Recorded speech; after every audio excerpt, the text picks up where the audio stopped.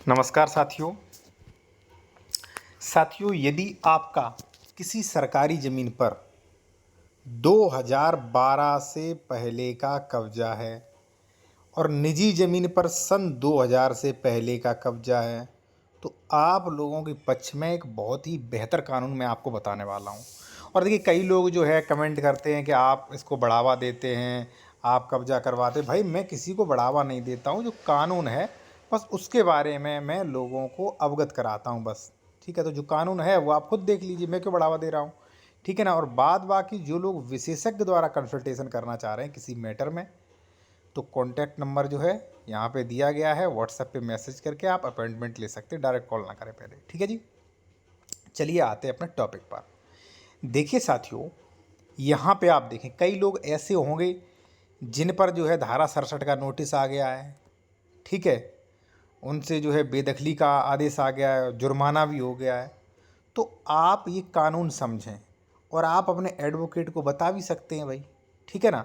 देखिए, ज़रूरी नहीं है कि उनको सब जानकारी हो, आप भी कुछ जानकारी दे सकते हैं। तो चलिए ये नियम जानते हैं, धारा 67। और मैं कहूँगा, जो लोगों बुक लेना चाहते हैं, बेहतर वकालत सीखना चाहते हैं, मतलब बिना एलएलबी के भी आप ले सकते हो, जूनियर वकील वो भी ले सकते हैं।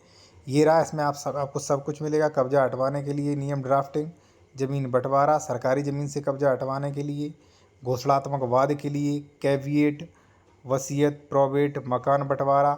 इस बुक की एक खास बात जो है वो ये है साथियों, कि इस पर जैसे मान लीजिए सरकारी ज़मीन से कब्जा हटवाने के लिए ड्राफ्टिंग, तो ड्राफ्ट तो होगा, साथ साथ नोट जो होंगे ऊपर, यानी कि नियम जो किसी बुक में नहीं होते।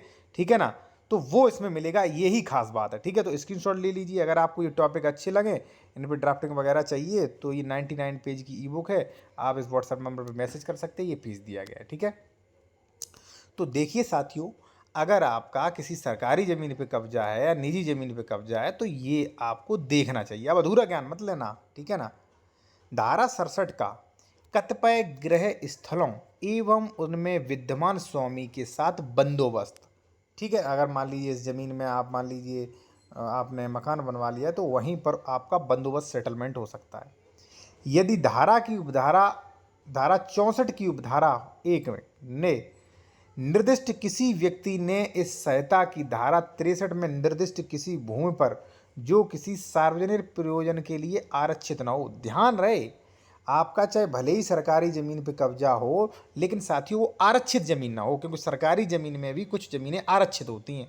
ठीक है ना। हो कोई गृह निर्माण कर लिया आपने, आरक्षित ज़मीन नहीं, आपने घर निर्माण कर लिया है, तो ऐसा गृह 29 नवंबर 2012 को विद्यमान हो, तो ऐसे गृह का स्थल गृह के स्वामी के साथ प्रतिबंधों और शर्तों पर जो विहित की जाए धृत किया जाएगा। ठीक है ना। उसी को वहाँ पे उसका बंदोबस्त कर दिया जाएगा।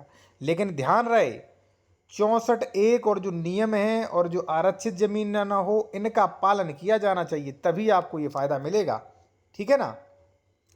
दूसरा, जहां धारा 64 की उपधारा 1 में निर्दिष्ट किसी व्यक्ति ने किसी खातेदार द्वारा, जो सरकारी पट्टेदार ना हो, धृत किसी भूमि पर घर निर्माण कर लिया है, सरकारी पर नहीं, मान लीजिए किसी खातेदार की जमीन पर मतलब भूमि पर गृह निर्माण कर लिया है, तो ऐसा गृह 29 नवंबर 2000 को विद्यमान हो, तो ऐसे गृह के स्थल पर इस संहिता के अंतर्गत किसी बात के होते हुए बंदोबस्त खातेदार द्वारा ऐसे प्रतिबंधों और शर्तों पर जो विहित किए जाएं, ऐसे गृह के स्वामी के साथ समझा जाएगा।